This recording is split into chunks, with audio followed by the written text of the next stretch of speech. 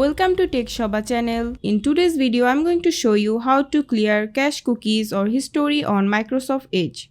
First, open the Microsoft Edge browser.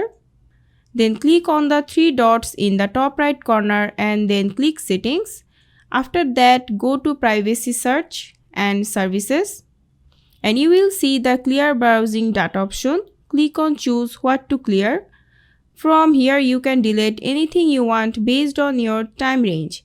Cache cookies, browsing history, passwords, autofill data, site permissions, and more. Now we are going to delete cookies, cached image, browsing history, and download history. Once selected, click on Clear Now. That's it. Everything is cleared now. Also, you can use the another method. Go to the three dots menu again and click on the history and you will find the delete option. Click on it and you will see the same option here. So that's all for today. I hope this video was helpful. If it was, please give it a thumbs up and don't forget to subscribe.